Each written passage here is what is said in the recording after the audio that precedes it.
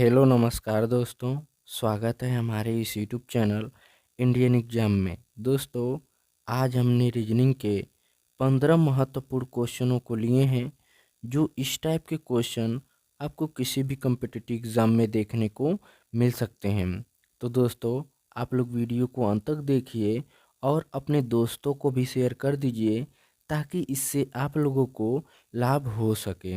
और दोस्तों, ये प्रैक्टिस सेट नंबर 4 है। अगर आप लोग 3 नहीं देखे हैं तो हम इसका प्लेलिस्ट बना दिए हैं, आप लोग प्लेलिस्ट में जाकर देख सकते हैं। तो दोस्तों, आइए क्लास को शुरू करते हैं और देखते हैं हम लोग पहला प्रश्न। हमारा पहला प्रश्न है, कह रहा है कि नीचे दिए गए श्रृंखला श्रेणी में प्रश्नवाचक चिन्ह के स्थान पर कौन सी संख्या आएगी। देखिए दोस्तों, ये श्रेणी श्रृंखला से क्वेश्चन है और ये काफ़ी आसान क्वेश्चन होते हैं, और इस टाइप के 1 से 2 क्वेश्चन आपको ज़रूर एग्जाम में देखने को मिल जाते हैं। तो दोस्तों, आप लोग हमारे साथ इन 15 क्वेश्चनों को हल कीजिए और हमें कमेंट बॉक्स में लिख कर बताइए कि आप लोगों ने 15 में से कितने का सही उत्तर दिया है। तो दोस्तों ध्यान दीजिए, जो नंबर सीरीज चल रही है ना, देखिए 9 है, इसमें देखिए संख्या दिया है, अक्षर दिया है, संख्या दिया है, अक्षर दिया है, संख्या दिया है, अक्षर दिया है, संख्या दिया है, अक्षर दिया है। तो सबसे पहले दोस्तों हम लोग संख्या के निकालते हैं। अगर दोस्तों ये 9 है ना, 9 से 11 हो गया है, यानी दोस्तों 9 में 2 जोड़ दें तो हमें कितना मिलेगा दोस्तों, 11। फिर 11 में दोस्तों 4, यानी 11 में 3 जोड़ेंगे तो हमें कितना मिलेगा दोस्तों, 14 मिलेगा। फिर दोस्तों 14 के बाद 18 है ना, तो 14 में 4 जोड़ेंगे तो हमें कितना मिलेगा, 18। तो दोस्तों यहाँ पे लॉजिक समझिए, देखिए यहाँ पे 2 जोड़ा जा रहा है, 3 जोड़ा जा रहा है, 4 जोड़ा जा रहा है, तो अब क्या जोड़ा जाएगा दोस्तों, 5 जोड़ा जाएगा। जब 18 में 5 जोड़ेंगे तो हमें कितना मिलेगा दोस्तों, 23 मिलेगा। कितना मिला दोस्तों, 23। तो दोस्तों अभी ध्यान दीजिए, यानी 23 हमारा आ गया, यानी संख्या हमारा क्या होना चाहिए, 23। अगर ऑप्शन में चेक करें तो हमारा ऑप्शन नंबर डी सही हो जाएगा, लेकिन हम लोग अक्षर को भी चेंज करते हैं। देखिए टी है, अगर दोस्तों टी में से क्या किया जाए, 2 घटा लेना तो हमें क्या मिलेगा दोस्तों, आर मिलेगा।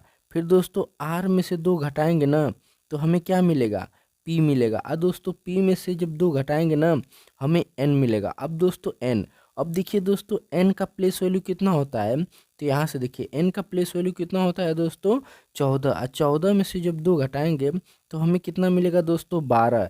यानी इसके बाद क्या मिलेगा, 12।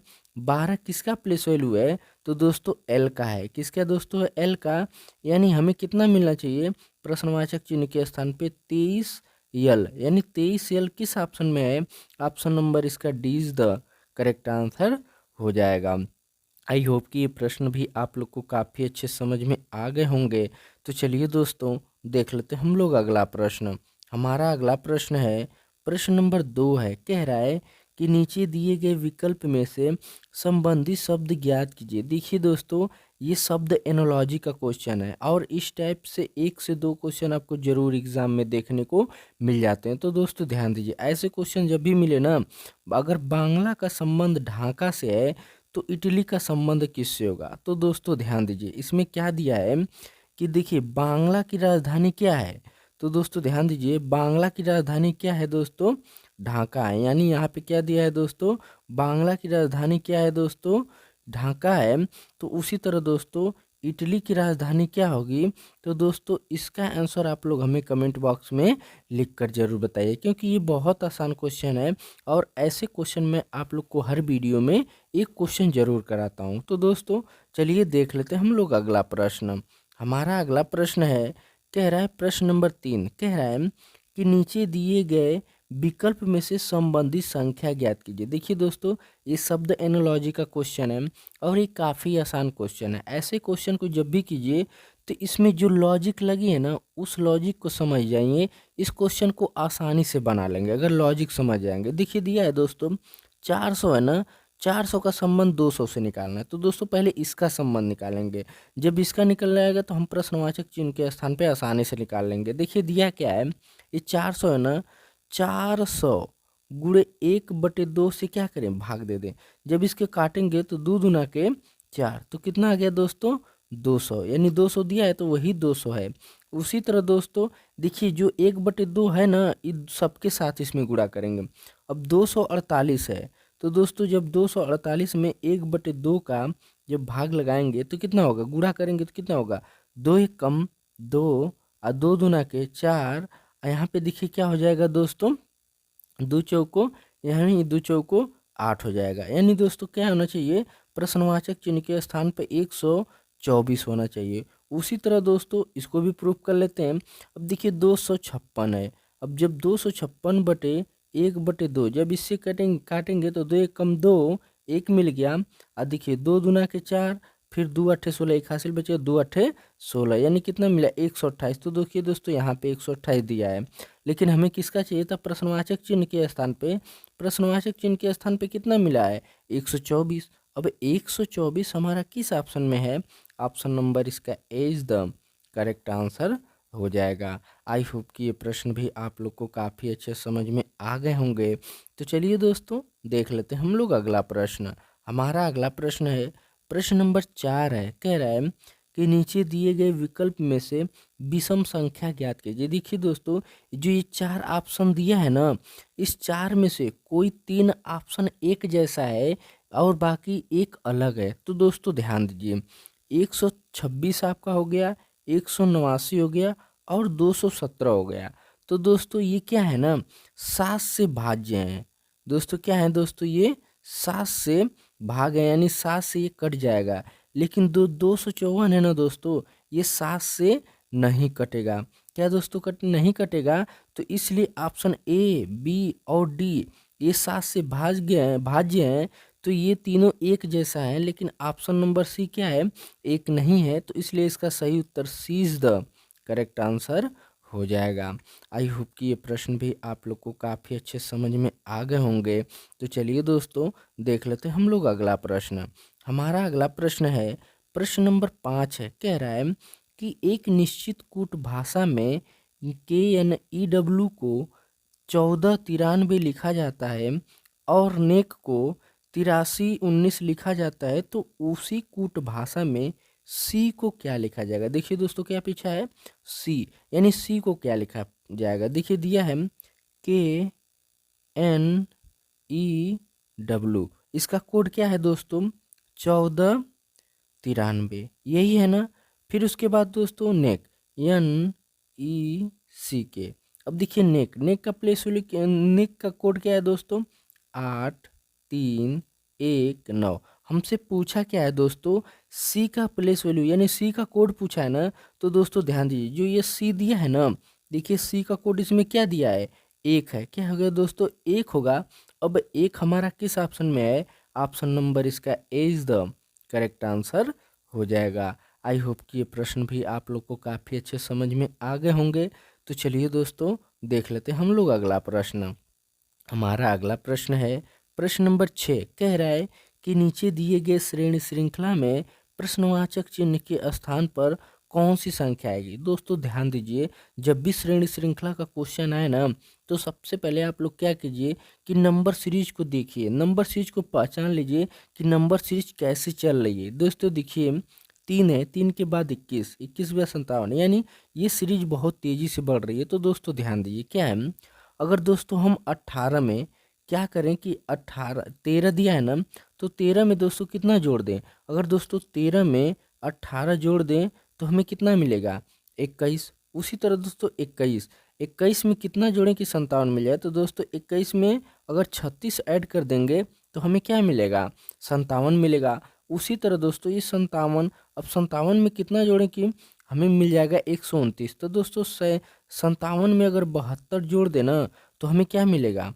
129। अब दोस्तों 129 में कितना जोड़ें कि हमें 273 मिल जाए। तो दोस्तों 273 में क्या करेंगे 144 का ऐड कर देंगे। जब 144 ऐड करेंगे तो हमें कितना मिलेगा, यानी 129 में 144 ऐड करेंगे तो कितना मिलेगा 273। अब 273 में हमें कितना ऐड करें कि इस प्रश्नवाचक चिन्ह के स्थान पे हमें मिल जाना चाहिए। तो दोस्तों इसमें लॉजिक समझिए, देखिए लॉजिक अब है, अगर लॉजिक समझ लेंगे ना तो इस क्वेश्चन को आसानी से बना लेंगे। देखिए दिया है 18 में दोस्तों 2 का गुणा करेंगे तो 18 दूना 36, फिर 36 में दोस्तों 2 का गुणा करेंगे तो कितना मिलेगा 72 मिलेगा। 72 में दोस्तों जब 2 का गुणा करेंगे तो 144 मिलेगा। अब दोस्तों जब 144 में 2 का गुणा करेंगे ना तो 4 दूना के 8, फिर 4 दूना के 8, 2 एक कम 2 यानी 288 मिला।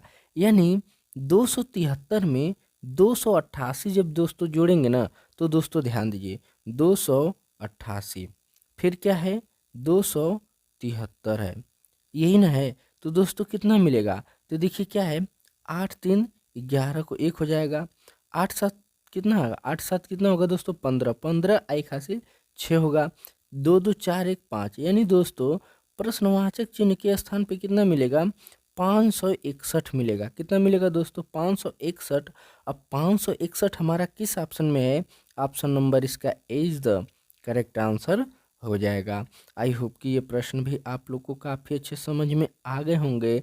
तो चलिए दोस्तों देख लेते हैं हम लोग अगला प्रश्न। हमारा अगला प्रश्न है प्रश्न नंबर 7, कह रहा है कि नीचे दिए गए विकल्प में से संबंधित शब्द को चुनिए। जैसे दिया है दोस्तों ये शब्द एनोलॉजी का क्वेश्चन है और ये बहुत आसान क्वेश्चन होते हैं। अगर आप लोग इसमें लॉजिक इसका संबंध निकाल लेंगे ना तो इस क्वेश्चन को आसानी से कर लेंगे। देखिए दिया है दोस्तों रोगी, रोगी का संबंध चिकित्सक से है तो विद्यार्थियों का संबंध निकालना। तो दोस्तों सबसे पहले हम लोग रोगी का निकालते हैं। देखिए दोस्तों ये रोगी दिया है ना, रोगी रोगी का संबंध किससे, चिकित्सक के है ना। कैसे है तो ये समझिए, देखिए रोगी अगर कोई किसी भी को बीमारी कोई होगी तो रोगी कहाँ जाएगा, यानी जाएगा। तो दोस्तों कहाँ जाएगा दोस्तों, चेकअप के लिए चिकित्सक के पास यानी डॉक्टर के पास जाएगा। उसी तरह दोस्तों विद्यार्थी को जब शिक्षा चाहिए यानी शिक्षा, यानी यहाँ पे क्या होगा दोस्तों, शिक्षा चाहिए तो किसके पास जाएगा दोस्तों, शिक्षक के पास जाएगा। किसके पास जाएगा दोस्तों, शिक्षक के। अब शिक्षक हमारा किस ऑप्शन में है, ऑप्शन नंबर इसका 20 द करेक्ट आंसर हो जाएगा। आई होप कि ये प्रश्न भी आप लोग को काफ़ी अच्छे समझ में आ गए होंगे। तो चलिए दोस्तों देख लेते हैं हम लोग अगला प्रश्न। हमारा अगला प्रश्न है प्रश्न नंबर 8 है, कह रहा है कि उस वेन आरेख का चयन करें जो दिए गए वर्गों के बीच संबंध को सर्वोत्तम रूप से दर्शाता है। देखिए दिया क्या है, ये वेन आरेख से क्वेश्चन है। वेन आरेख का भी एक क्वेश्चन देखने को मिल जाते हैं। देखिए दिया है जज, जज चोर अपराधी। तो दोस्तों ध्यान दीजिए चोर अपराधी एक दूसरे से रिलेटेड हैं, लेकिन जो जज है ना दोस्तों जज अलग होगा।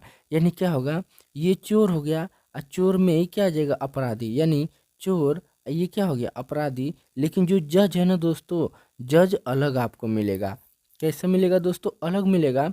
अब ऐसा वेनारे किस ऑप्शन में है, ऑप्शन नंबर इसका 20 द करेक्ट आंसर हो जाएगा। आई होप कि ये प्रश्न भी आप लोग को काफ़ी अच्छे समझ में आ गए होंगे। तो चलिए दोस्तों देख लेते हैं हम लोग अगला प्रश्न। हमारा अगला प्रश्न है प्रश्न नंबर 9, कह रहा है कि नीचे दिए गए विकल्प में से श्रेणी श्रृंखला को पूरा कीजिए। देखिए दोस्तों दिया है तो सबसे पहले ऐसे क्वेश्चन को करने से पहले ना सबसे पहले पूरे अक्षर श्रृंखला को गिन लेते हैं कितना है।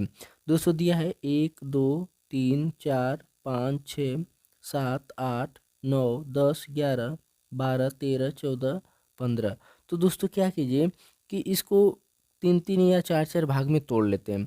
तो देखिए दोस्तों 1 2 3 4, 4 भागों में हम तोड़ लेते हैं। ठीक, कितने भागों में दोस्तों, 4 4 भागों में अलग कर लेते हैं। एक फिर 1 2 3 4, ये 4 अलग हो गया। फिर 1 2 3 4 यानी ये 4 अलग हो गया। यहाँ 3 बचा, इसको रहने दीजिए। देखिए दिया है यहाँ पे देखिए पी आर, यहाँ पे देखिए आर, आर के बाद क्या है दोस्तों ए, तो यानी आर के बाद क्या होगा ए होगा। अब देखिए यहाँ पे क्या दिया है वाई दिया है ना, तो दोस्तों ध्यान दीजिए यहाँ पे देखिए पी, पी के पहले क्या है, देखिए यहाँ पे आर, आर के बाद अब देखिए यहाँ पे आप लोग इस सीरीज को ध्यान से देखिए तो आप लोग इसको आसानी से बना लेंगे। देखिए यहाँ पे क्या दिया आर ए दिया है, यानी आर ए, और देखिए यहाँ पे पी दिया है। तो दोस्तों आर, आर के बाद यहाँ पे क्या होगा दोस्तों पी होगा। अब पी के पहले क्या है दोस्तों जेड है, यानी क्या मिलेगा दोस्तों जेड पी, जेड पी मिल गया। फिर दोस्तों यहाँ पे देखिए इतना मिल गया ना। अब देखिए जेड, जेड के बाद क्या है दोस्तों, यहाँ पे देखिए जेड है, यहाँ पे जेड था, जेड के बाद यहाँ पे क्या है वाई, तो यहाँ पे वाई हो गया। फिर दोस्तों ए, ए के बाद क्या है दोस्तों, आर है। क्या है दोस्तों, आर। देखिए यहाँ पे आर है ना, तो यहाँ पे क्या हो जाएगा, आर। फिर जेड, जेड के बाद क्या है दोस्तों, हम लोग क्या निकाले थे, वाई निकाले थे, यानी A Z P Y R Y. ए देखिए, A Z P Y R Y, यानी ऑप्शन नंबर ए क्या हो जाएगा, हमारा सही उत्तर हो जाएगा। आई होप कि ये प्रश्न भी आप लोग को काफ़ी अच्छे समझ में आ गए होंगे। तो चलिए दोस्तों, देख लेते हम लोग अगला प्रश्न। हमारा अगला प्रश्न है प्रश्न नंबर 10। कह रहा है कि नीचे दिए गए विकल्प में को सार्थक क्रम में सजाइए, यानी जो ये शब्द दिए गए हैं ना, इनको सार्थक क्रम में सजाना है। तो देखिए दिया क्या है दोस्तों, कोहनी, कंधा, आंखें, पैर, घुटना। तो सबसे पहले ऑप्शन को देखते हैं कि ऑप्शन कैसे दिया है। तो दोस्तों ध्यान दिया है, अगर दोस्तों अगर हम आंखें लें तो क्योंकि ऊपर से नीचे की तरफ जाना है, तो हमें क्या मिलेगा, पहले नंबर पे दोस्तों क्या मिलेगा, आंख, यानी कौन सा नंबर है, 3 हो जाएगा। फिर दोस्तों आंख से नीचे आएंगे तो हमें क्या मिलेगा दोस्तों, कंधा, यानी दूसरे नंबर पे ये हो जाएगा, यानी कंधा मिल गया, दूसरे नंबर पे हो गया। फिर दोस्तों उससे नीचे आएंगे तो हमें क्या मिलेगा दोस्तों, कोहनी, यानी ये तीसरे नंबर पे हो जाएगा, यानी ये तीसरे नंबर पे हो गया। फिर कोहनी से थोड़ा नीचे आएंगे तो हमें क्या मिलेगा दोस्तों, घुटना, यानी ये चौथे नंबर पे, यानी घुटना हो गया। और घुटना के बाद दोस्तों पाँचवें नंबर पे पैर, यानी क्या हो जाएगा, 4। तो देखिए 32 15 4, 32 15 4 किस ऑप्शन में है, तो दोस्तों 32 15 4 option number A is the correct answer हो जाएगा। आई होप कि ये प्रश्न भी आप लोग को काफ़ी अच्छे समझ में आ गए होंगे। तो चलिए दोस्तों, देख लेते हैं हम लोग अगला प्रश्न। हमारा अगला प्रश्न है प्रश्न नंबर 11। कह रहा है कि एक लड़की अपने घर से 4 किलोमीटर पूर्व की दिशा की ओर चलती है, वह फिर दाएं मुड़ती है और 4 किलोमीटर चलती है, तथा फिर से दाएं मुड़ती है और 3 किलोमीटर चलती है, तो अपने घर पहुंचने के लिए उसे किस दिशा में चलना चाहिए। तो दोस्तों ध्यान दीजिए, ये दिशा परीक्षण से क्वेश्चन है। तो दोस्तों दिशा परीक्षण में सबसे पहले लोग इम्पॉर्टेंट होता है कि दिशा के बारे में जानना।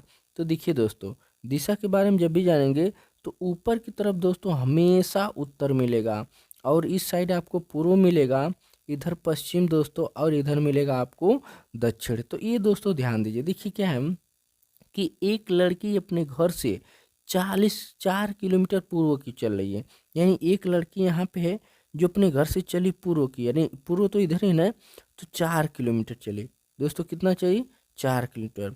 फिर वो दाएं मुड़ती है, यानी जब भी ऐसे चले ना तो लेफ्ट इधर होगा और राइट इधर होगा। तो दोस्तों ध्यान दीजिए, इसको हम थोड़ा सा ऊपर बनाते हैं ताकि हमें आसानी रहे बनाने में।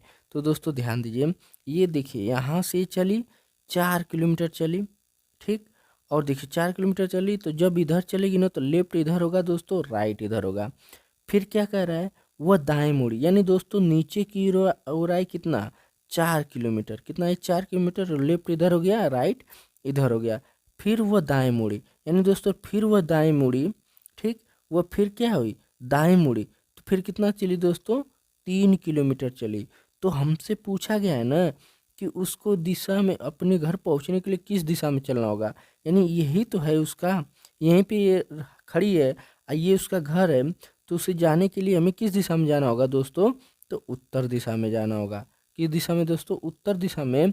उत्तर हमारा किस ऑप्शन में है, ऑप्शन नंबर इसका ए इज द करेक्ट आंसर हो जाएगा।